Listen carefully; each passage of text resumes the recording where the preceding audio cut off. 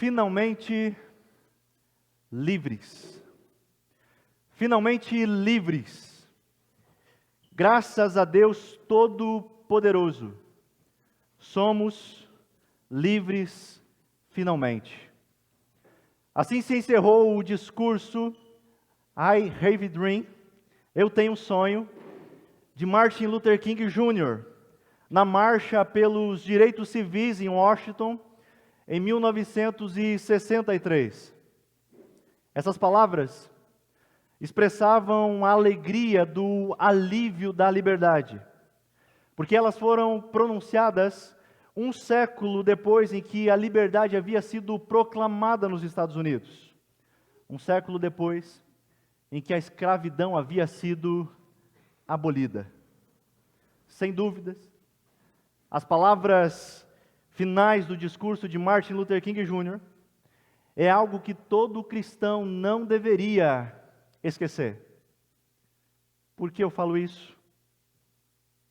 Porque a liberdade em Cristo era exatamente a preocupação do apóstolo Paulo ao escrever a carta aos Gálatas. O apóstolo Paulo sabia o quão preciosa é a liberdade que nós encontramos em Cristo. A liberdade que nós temos tão somente no Evangelho. Ele sabia o preço que Cristo pagou na cruz para conquistá-la. Mas ele também sabia o quão fácil é desperdiçá-la e retornar à escravidão espiritual. Como vimos no começo da série, os Gálatas, eles creram no Evangelho, eles ouviram o Evangelho a partir do apóstolo Paulo. Eles conquistaram a verdadeira liberdade em Cristo Jesus ao depositarem a sua fé nele. Mas rapidamente eles estavam sendo seduzidos pelos encantos de falsos mestres, que diziam que para eles serem aceitos por Deus, eles teriam que acrescentar a guarda da lei de Moisés, mais o Evangelho de Cristo. Para esses mestres, ou melhor, esses falsos mestres, a obra perfeita de Cristo não era suficiente. Era necessário guardar a lei, era necessário a circuncisão, era necessário guardar a dieta religiosa. Esses judaizantes estavam claramente ensinando que os gentios que haviam ouvido o Evangelho, eles só seriam aceitos se antes eles se tornassem judeus. Como resultado, as igrejas da Galácia, aqueles irmãos estavam correndo o risco de retornarem à escravidão. Dessa vez, não mais à libertinagem, aos falsos deuses que eles serviam. Mas agora eles estavam indo para um outro extremo, que é igualmente perigoso: o legalismo. Pela religião de Cristo, mais alguma coisa. Isso implicaria em um abandono, um afastamento do Evangelho, um desvio total do Evangelho da graça. Nós vimos nas últimas semanas que normalmente nós pensamos que quem está afastado do Evangelho é aquele que está vivendo uma vida libertina, não é mesmo? Mas há muitos que vivem uma vida de religiosidade, de legalismo. Da mesma maneira, afastados do Evangelho. Esses judaizantes eram claramente inimigos da liberdade concedida por Cristo. E essa é a razão pela qual o apóstolo Paulo toma uma posição tão pesada contra eles. Se você observar, a carta de Paulo aos Gálatas não contém elogios. Mas o apóstolo Paulo, aquele que antes era um perseguidor de cristãos, alguém totalmente zeloso em guardar a lei, quando ele tem o seu coração transformado pelo Evangelho, agora ele passa a anunciar esse Evangelho. Mas não somente isso, ele passa a defender a liberdade encontrada em Cristo somente. A luta de Paulo não era a defesa de uma verdade, mas o que Paulo está defendendo é a verdade. A verdade que Jesus tinha em mente quando ele disse: olha, conhecereis a verdade, e a verdade vos libertará. É a mesma verdade referida por Jesus quando ele afirma que ele era o quê? A verdade. Ele é o caminho. Ele é a vida. Portanto, existe apenas absoluta liberdade no Evangelho. E é por essa verdade que eu e você devemos preservar. É por essa verdade que eu e você temos que lutar. Não é suficiente apenas compartilharmos o Evangelho, ou mesmo pregá-lo. Nós precisamos defendê-lo. É o que Paulo está fazendo aqui.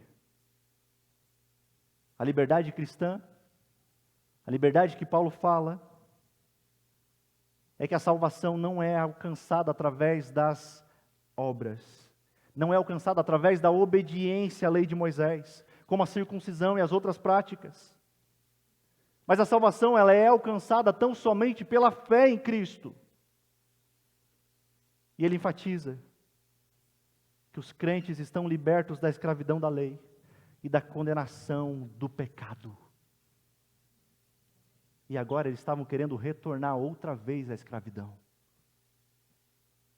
Em meio a tantos evangelhos que surgem por aí, nós não podemos nos calar ao defender o evangelho. Não é fácil defender a verdade em uma era pragmática, em uma era de pós-modernidade cheia de mentiras, em tempos em que as pessoas querem inventar as suas próprias boas novas. Elas não querem ouvir que há somente um caminho à salvação. Muitos até toleram o cristianismo, desde que ele não interfira em suas vidas. Meus irmãos, a igreja enfrenta enorme pressão para comprometer a sua mensagem. Afinal, precisa ser algo mais palatável. As pessoas precisam sentir um arrepio. As pessoas precisam chorar. Porque aí sim é de Deus.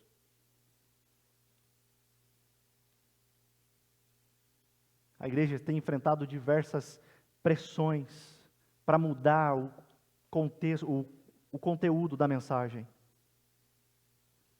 Mas às vezes a gente pensa que essas pressões vêm somente de fora, não é mesmo? Mas vêm também de igrejas que são ditas cristãs, que têm abraçado todo tipo de uma teologia que é maldita, teologia de prosperidade, teologia do bem-estar, a judaização, cobertura espiritual, apóstolos com novas revelações.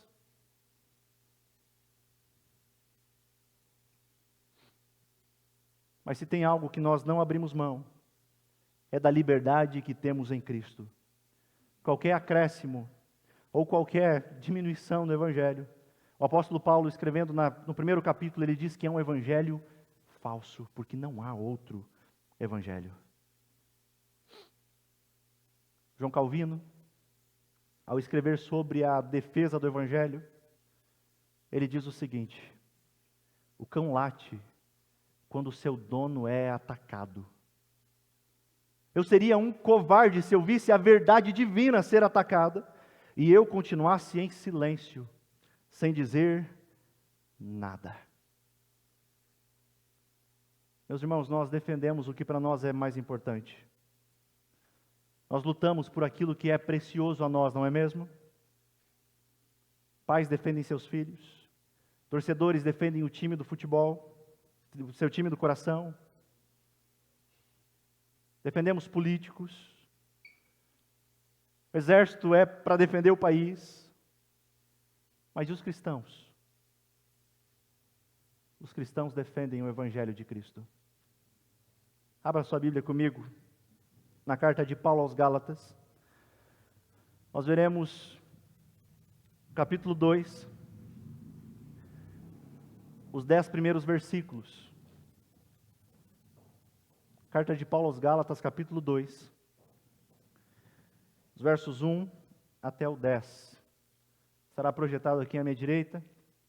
A versão que eu estou utilizando é a NVI, Nova Versão Internacional. Assim está escrito a palavra de Deus. 14 anos depois, subi novamente a Jerusalém, dessa vez com Barnabé, levando também Tito comigo. Fui para lá por causa de uma revelação e expus diante deles o evangelho que prego entre os gentios, fazendo, porém, em particular aos que pareciam mais influentes, para não correr ou ter corrido inutilmente. Mas nem mesmo Tito, que estava comigo, foi obrigado a circuncidar-se, apesar de ser grego. Essa questão foi levantada porque alguns falsos irmãos infiltraram-se em nosso meio para espionar a liberdade que temos em Cristo Jesus e nos reduzir à escravidão. Não nos submetemos a eles nem por um instante, para que a verdade do Evangelho permanecesse com vocês. Quanto aos que pareciam influentes, o que eram então não faz diferença para mim. Deus não julga pela aparência. Tais homens influentes não me acrescentaram nada. Ao contrário, reconheceram que a mim havia sido confiada a pregação do Evangelho aos incircuncisos, assim como a Pedro, aos circuncisos. Pois Deus, que operou por meio de Pedro como apóstolo aos circuncisos, também operou por meu intermédio para com os gentios. Reconhecendo a graça que me fora concedida, Tiago, Pedro e João, tidos como colunas, estenderam a mão direita a mim e a Barnabé em sinal de comunhão. Eles concordaram em que deveríamos nos dirigir aos gentios, e eles aos circuncisos. Somente pediram que nos lembrássemos dos pobres, o que me esforcei para fazer. Amém? No capítulo 1 de Gálatas, o apóstolo Paulo mostrou que o evangelho anunciado por ele não vinha de homens. Ele não havia recebido de homens, mas o próprio Deus, o próprio Cristo havia o revelado. E no capítulo 2, ele vai fazer uma defesa do evangelho.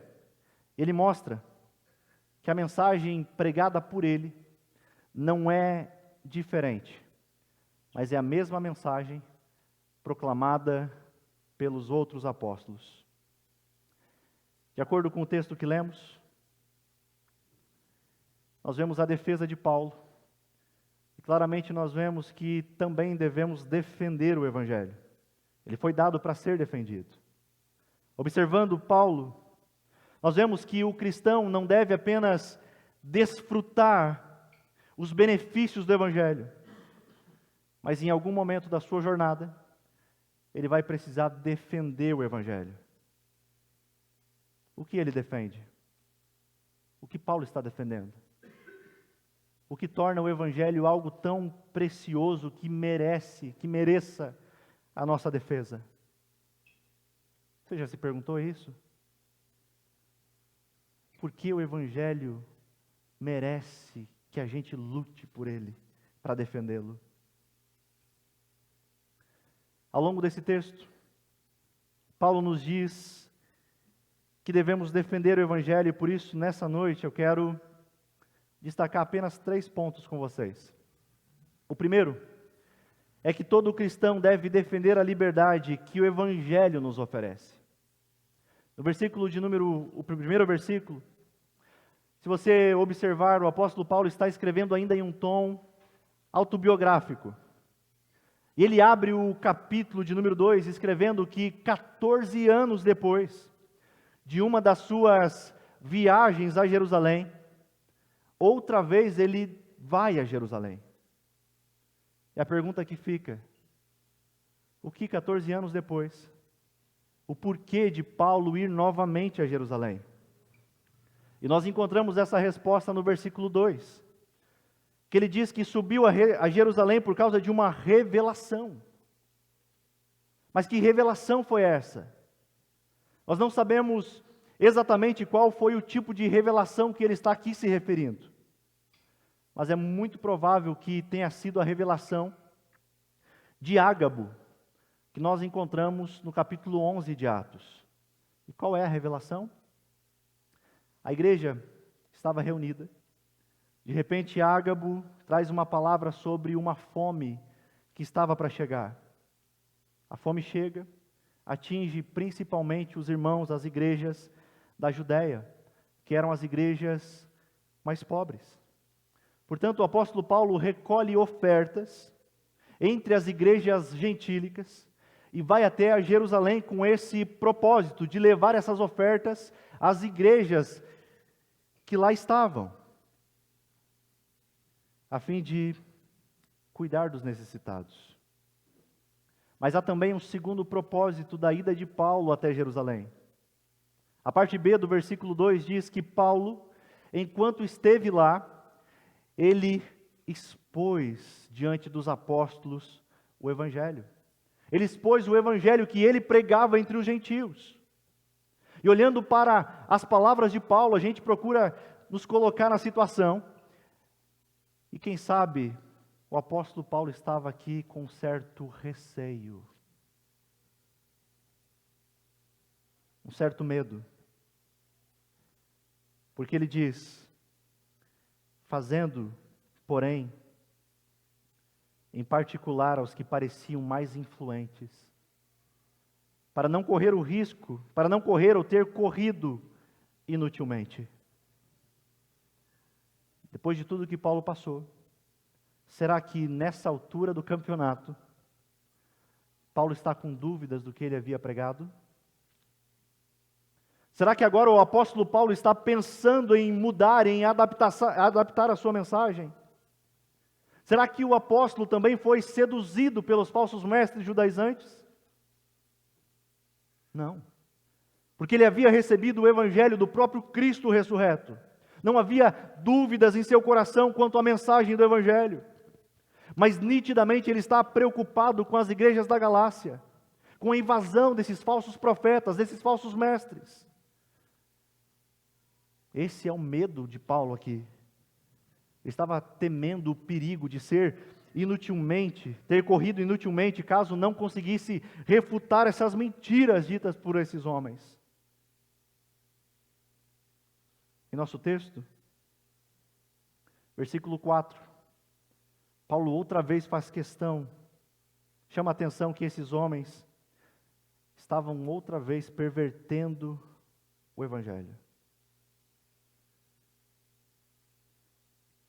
E como é que ele chama esses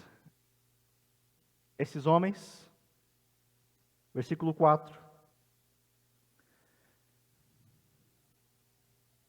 Essa questão foi levantada porque alguns falsos irmãos haviam se infiltrado no meio deles. E esses falsos homens tinham basicamente dois propósitos. Quais são? O apóstolo Paulo nos responde: espionar a liberdade que eles tinham em Cristo e reduzi-los novamente à escravidão. Esses falsos irmãos, como diz Paulo, haviam invadido as igrejas da Galácia e estavam atacando claramente a liberdade do Evangelho, tentando trazer aqueles cristãos novamente às obras da lei. O que é isso? É escravidão. E Paulo diz que, diante disso, ele defendeu o Evangelho. Versículo 5, não se submetendo a eles, nem por um instante, para que a verdade do Evangelho permanecesse com vocês. E qual é a verdade do Evangelho? É a verdade que produz liberdade. É a verdade que diz que judeus e gentios são aceitos da mesma maneira, pela graça de Deus somente. Os judaizantes estavam tentando fazer com que a mensagem de Paulo caísse em descrédito. O discurso deles era: olha, Jesus salva, sim, mas Jesus não salva sozinho. Para você ter os favores de Deus, para você alcançar as bênçãos de Deus, vocês precisam também da circuncisão. Vocês precisam também seguir a lei de Moisés. Segundo Atos 15, essa era a mensagem daqueles judaizantes. Jesus não é suficiente. Vocês precisam dar uma ajuda para Jesus. Paulo, nessa ida a Jerusalém, ele faz questão de defender a igreja e o evangelho. E que inicialmente como que ele faz isso? Expondo a palavra, expondo o Evangelho. Mas ele não defende o Evangelho somente dessa maneira. O apóstolo Paulo mostra também na prática como o Evangelho é. Como assim? Você está com a sua Bíblia aberta? Versículo 1. Nós temos a informação de que Paulo não vai a Jerusalém sozinho. Você se atentou a esse detalhe? Que ele não vai sozinho a Jerusalém. Vai 2 companheiros com ele. Quem são esses homens? Barnabé e Tito. Ok, mas o que tem de diferente aqui? Não tem nada demais, apenas 2 homens foram juntamente com ele. O que é de diferente que nós vemos? É que Barnabé era um judeu convertido ao cristianismo. E por ter origem judaica, ele havia sido circuncidado. Tito não era circuncidado. Tito era gentil. Mas ambos eram cristãos. E o que o apóstolo Paulo faz? Pega Tito e leva ele juntamente com os outros apóstolos. E quem sabe pergunta a eles, imagina o colégio apostólico reunido, e o apóstolo Paulo pega Tito e diz, olha, e aí? Vocês vão obrigar ele a circuncidar como esses falsos mestres estão fazendo na Galácia? Ou vocês vão defender a verdade do Evangelho? De que judeus e estrangeiros são aceitos diante de Deus pela graça somente?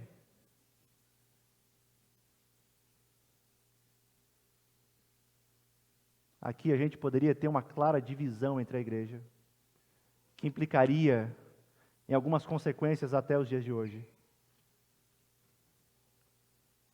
Qual é o resultado dessa conversa? Versículo 3. O apóstolo Paulo diz que nem mesmo Tito, que estava comigo, foi obrigado a circuncidar-se, apesar de ser grego. Se aqueles apóstolos tivessem cedido à pressão dos judaizantes para circuncidar Tito, então a essência do Evangelho estaria totalmente comprometida. A liberdade cristã estaria danificada, porque isso seria retornar à escravidão da lei. Isso seria claramente eles estarem abandonando o Evangelho e dizer, olha, Cristo salva, sim, mas para você ser salvo, você precisa de mais esse conjunto de regras. Cristo e mais alguma coisa. Por isso, meu irmão, defenda a liberdade do Evangelho. Para isso, nós precisamos conhecê-lo bem, a fim de desfrutar dos seus benefícios e defendê-lo quando for necessário. É perigoso, extremamente perigoso, nós olharmos para o Evangelho como um segundo plano, como apenas mais uma das coisas entre tantas as outras da vida. O Evangelho, ele é central. O Evangelho, ele deve moldar tudo que nós somos. Nós não podemos fragmentar a vida dizendo, olha, aqui o Evangelho pode operar livremente, mas aqui não, aqui deixa que eu dou um jeito. Você não pode dizer que Deus opera no seu coração, na sua adoração, tão somente nos domingos. Mas aí você chega na segunda, no seu trabalho, e você diz, aqui quem manda sou eu. Se o Evangelho não moldar toda a sua vida, então pode ser que você esteja caminhando para um outro Evangelho, para a escravidão da lei. Ou então você está fazendo de você mesmo o seu próprio Salvador. A religiosidade, assim como a libertinagem, é um falso evangelho. Aqueles homens estavam querendo que os irmãos da Galácia fossem aceitos através da judaização. Olha, se vocês não fizerem isso ou aquilo, vocês não terão as bênçãos de Deus sobre vocês. Eu pergunto a vocês nessa noite, alguma coisa mudou 2 anos depois? 2000 anos depois? Os tempos mudam. A embalagem muda, mas o inimigo permanece o mesmo com as suas seduções, com os seus encantos. Hoje não é mais a circuncisão. É a fogueira santa, é a corrente tal. Faça o jejum de Daniel de 21 dias e então você verá as portas se abrir para você. É você levar roupa, foto para fulano orar, porque aí então Deus ouve. Qual é o problema disso? O problema é que isso é totalmente contrário ao Evangelho. Completamente contrário ao Evangelho que nós encontramos nas Escrituras. É isso que o falso Evangelho, é isso que religiões fazem. Olham para você e dizem, olha, faça isso, faça tal coisa, então você vai ter o favor de Deus. Mas o Evangelho que o apóstolo Paulo prega, o Evangelho que os outros apóstolos pregam, o Evangelho que nós encontramos nas Escrituras, que perpassa de Gênesis a Apocalipse, diz assim: vocês não precisam conquistar a Deus. Vocês nem podem conquistar a Deus. Deus não pode ser conquistado pelo seu desempenho. Deus não pode ser conquistado pela sua performance religiosa. Você já ouviu alguém falar? Olha, eu sei que Deus vai me abençoar, porque agora eu estou pagando o preço. Você já ouviu isso? Deus vai ter que fazer agora. Meu irmão, talvez você já pensou dessa maneira, ou talvez pensa dessa maneira. Mas saiba que não há nada que possamos fazer para conquistar o favor de Deus. Mas a mensagem do Evangelho é totalmente diferente. A mensagem do Evangelho é: Deus conquistou vocês pela obra perfeita de Cristo.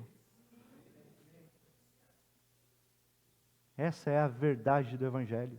Qualquer coisa fora disso é escravidão, meu irmão. O apóstolo Paulo, além de defender a liberdade do Evangelho, segundo ponto, ele defende também a missão do Evangelho. Depois dele defender a liberdade, agora ele vai lutar pela missão do Evangelho. O apóstolo Paulo, no versículo 6, ele diz: quanto aos que pareciam influentes, o que eram então não faz diferença para mim. Deus não julga pela aparência. Tais homens influentes não me acrescentaram nada. Talvez a gente olhe para essas palavras de Paulo e a gente pensa: opa, aqui está ocorrendo um pouquinho de desprezo do apóstolo, né? Ele está desprezando os outros apóstolos. Como assim não acrescentou nada? Mas antes de nós querer ficar bravos com o apóstolo Paulo, achando que ele está aqui sendo um orgulhoso, um arrogante, nós devemos lembrar que os falsos profetas, eles eram de Jerusalém. E uma das falas desses falsos profetas era: olha, os apóstolos, eles andaram com Jesus. Mas Paulo não. Olha, os apóstolos receberam o Evangelho de Jesus. Mas Paulo não. O que o apóstolo Paulo está mostrando é: quando eu estive reunido com os apóstolos, eles não acrescentaram nada ao Evangelho que eu havia recebido de Jesus. Quando eu me reuni com o colégio apostólico, eles não diminuíram, eles não aumentaram, eles não mudaram o Evangelho. Ou seja, a unidade do Evangelho era a mesma, a mensagem era a mesma. Eles reconheceram que o Evangelho anunciado pelo apóstolo Paulo era verdadeiro, não vinha de homens. Versículo 7, ao contrário. O apóstolo Paulo diz: ao contrário, eles reconheceram que a mim havia sido confiada a pregação do Evangelho, aos incircuncisos, gentios, estrangeiros, assim como Pedro aos circuncisos, judeus. Meus irmãos, olha que coisa maravilhosa. Aqui nós temos um único evangelho, mas duas formas de evangelização. Nós temos uma única missão: anunciar o evangelho de Jesus Cristo. O que Paulo prega? O que havia recebido, o evangelho que recebeu de Jesus. E o que Pedro prega? O mesmo evangelho. Paulo prega aos gentios, Pedro prega aos judeus que estão na Judéia. Ou seja, nós temos uma diversidade de chamados, uma diversidade de dons e talentos. Mas eles pregam o mesmo evangelho. Mas a evangelização pode ser diferente. É interessante que Paulo diz, embora a nossa evangelização não foi igual, embora eu preguei o evangelho aos gentios, Pedro pregou o evangelho aos judeus, o fruto vem do mesmo lugar. Versículo 8.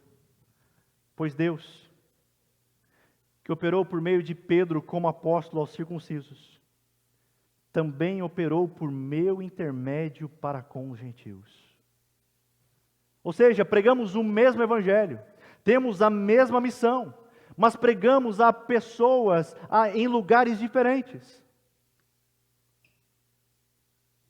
Pense nas oportunidades que você tem de compartilhar o evangelho, que eu não tenho.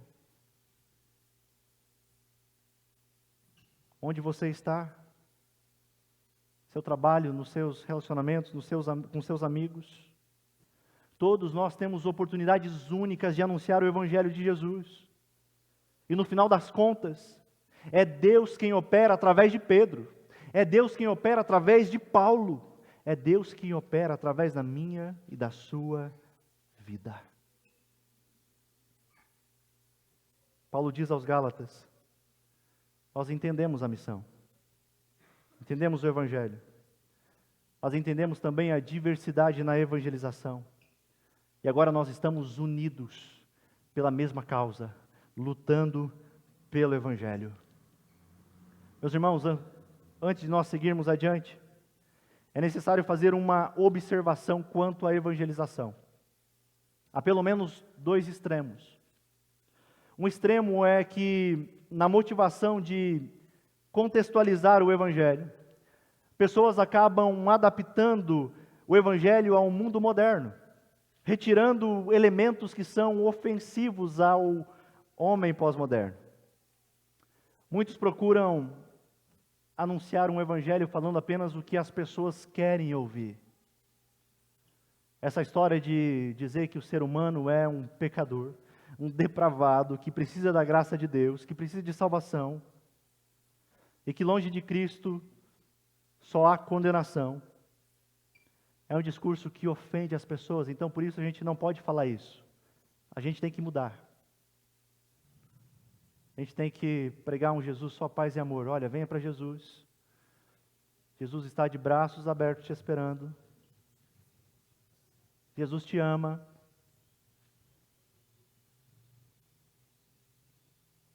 As pessoas, na tentativa de contextualizar o evangelho, têm mais amaciado o ego das pessoas do que de fato confrontado com o evangelho.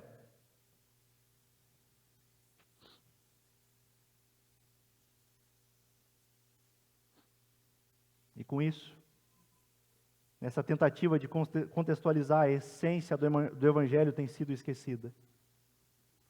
Nós não podemos adaptar a mensagem do evangelho. Ela é única, é inalterável. Mas agora nós podemos adaptar a entrega, a linguagem. Eu não posso diminuir ou acrescentar nada ao evangelho, mas eu posso falar o evangelho no seu conteúdo, da maneira com que as pessoas entendam. Outro extremo é aqueles que não querem contextualizar de forma alguma, dizendo, não, o evangelho ele deve ser pregado sem nenhuma contextualização. dizendo que o evangelho só pode ser pregado com aquele vocabulário. Você tem que ter os jargões gospel, com aquele tipo de roupa, somente pregado dentro da igreja. Meus irmãos, se nós fazermos isso, nós estamos criando basicamente dois problemas. O primeiro, nós estaremos fechando as portas da comunicação do evangelho para pessoas que não estão em um ambiente religioso. Dessa forma, nós não iremos criar pontes para alcançar o coração das pessoas. O segundo problema, ainda mais sério,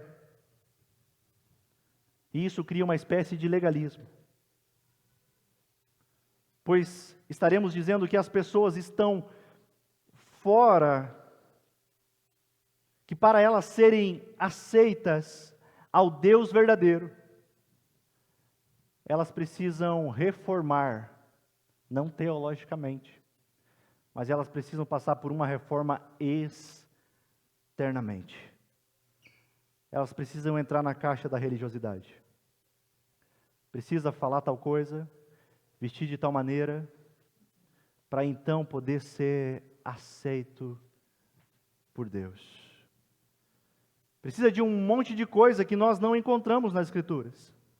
Pelo contrário, quando Jesus resolveu nos salvar, Ele deixou o seu trono de glória e veio em forma humilde, veio no meio de homens pecadores. E Ele não estava falando uma língua angelical, mas Ele falava a língua do povo.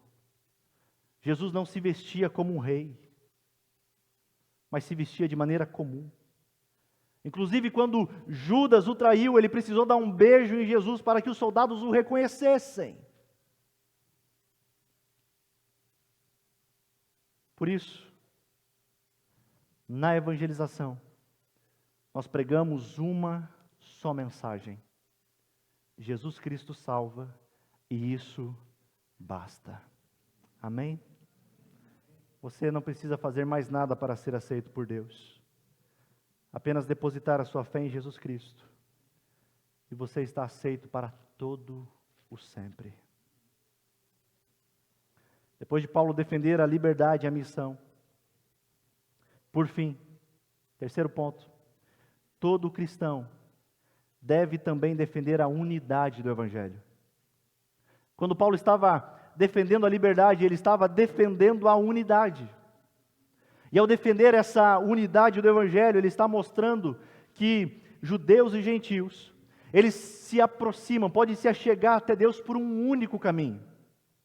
Ele está defendendo a unidade da salvação, dizendo que não há dois caminhos, não há mais caminhos, mas há um único caminho, há um só Evangelho, uma só missão, diferentes formas de evangelização, é claro, mas há unidade. Tanto judeus como estrangeiros, salvos da mesma maneira. É graça de Deus somente. Toda a vida cristã, do início ao fim, é graça de Deus. Você não pode barganhar com Deus que não precisa de nada. Você não pode acreditar que fazendo isso ou aquilo, Deus tem que te abençoar. Quando Deus faz, é inteiramente por graça, que nós não merecemos. É o que nós vemos no versículo 9. Reconhecendo a graça que me fora concedida, Tiago, Pedro e João, tidos como colunas, eles estenderam a mão direita a mim e a Barnabé em sinal de comunhão. E eles concordaram em que devíamos nos dirigir aos gentios e eles aos circuncisos. Eles estenderam a mão e disseram: olha, nós estamos em comunhão. Nós temos a mesma missão. Temos o mesmo evangelho, mas diferente evangelização. E acontece que, para finalizar o texto, no versículo 10, de repente, Paulo acrescenta algo ao texto. Algo que tem tudo a ver com unidade. Ele termina o texto dizendo que ele recebeu um pedido dos apóstolos. Versículo 10. Somente pediram que nos lembrássemos dos pobres, o que me esforcei por fazer. E aí você vai lembrar no começo que eu disse que Paulo subiu até Jerusalém em resposta da revelação da fome que havia atingido as igrejas da Judéia. Mas por que agora eles fazem esse pedido? Paulo vai retornar, e por que eles estão pedindo para que Paulo lembre dos pobres? Por que Paulo? Porque eu e você devemos atender a esse pedido. Tim Keller apresenta dois motivos. Um geral e outro particular. O particular dizia respeito ao fato de as igrejas judaicas serem mais pobres do que as igrejas gentílicas. E por isso, as igrejas gentílicas que tinham um pouco mais de recurso, deveriam ajudar essas igrejas mais pobres. Esse é o motivo particular. E o motivo geral é que o cuidado com os pobres é um tema central, constante. Central é Cristo, um tema constante nas Escrituras. Você vai perceber na organização da nação de Israel o cuidado de Deus com o órfão, com o pobre, com a viúva e com o estrangeiro. Portanto, os cristãos, eles devem estar unidos no cuidado uns com os outros. Meu irmão, uma das marcas daqueles que foram alcançados pelo Evangelho é, sem dúvida, a generosidade. A salvação, ela é de fato somente pela fé, independente de obras. Mas a fé que é salvadora, ela não vem só, ela produz obras. Sabe o que isso significa? Quem ama a Deus também serve ao próximo, também socorre ao necessitado. Aqueles que receberam misericórdia tornam-se misericordiosos. Finalizando mesmo. Assim como Paulo e crentes ao longo da história, será que nós também estamos dispostos a lutar pelo Evangelho? Será que nós estamos dispostos a viver, morrer pelo Evangelho? Será que nós estamos dispostos a cuidar um dos outros? Porque nós defendemos a liberdade do Evangelho? Porque ele é precioso. William Tyndale foi um homem que viveu e morreu pela defesa do Evangelho.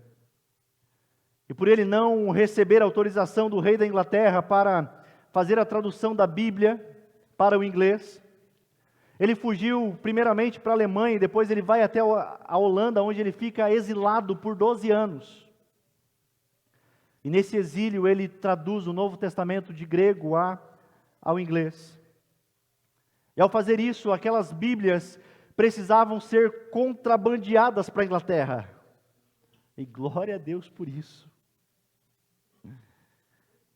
Anos mais tarde, a Bíblia havia chegado em todas as casas da Inglaterra. E a chama da reforma queimou aquele lugar. Mas William morreu aos 42 anos. Por não queimar os seus livros, ele foi queimado. Mas antes ele disse as suas últimas palavras. E ele encerra a sua vida aqui, fazendo uma oração, dizendo: Senhor, abre os olhos do rei da Inglaterra. Em outras palavras, ele estava dizendo: dirige os olhos dele para a Bíblia, para o Evangelho, para que ele veja o teu Evangelho. O Evangelho é algo que vale a pena ser defendido. Qualquer coisa diferente disso é voltar para a escravidão. Quer seja libertinagem ou legalismo. É claro que nós enfrentamos perseguições, não como Tyndale enfrentou, mas enfrentamos diversas tentativas de manipulação do Evangelho. Meu irmão, qualquer alteração é um caminho de escravidão. Vocês foram chamados por Cristo para serem livres, não mais para retornarem à escravidão. Vamos orar? Obrigado, Senhor, pela Tua palavra. Como a Sua graça ofende o nosso ego, ofende o nosso orgulho. Porque não há nada em nós que possamos fazer para merecer. É graça do Senhor. E agora que nós nos tornamos livres em Cristo, nós precisamos proclamar esse Evangelho, mas também defendê-lo. Que nós possamos cumprir essa missão com fidelidade à Tua Palavra. É tudo o que mais desejamos, ó Pai. Em nome de Jesus. Amém.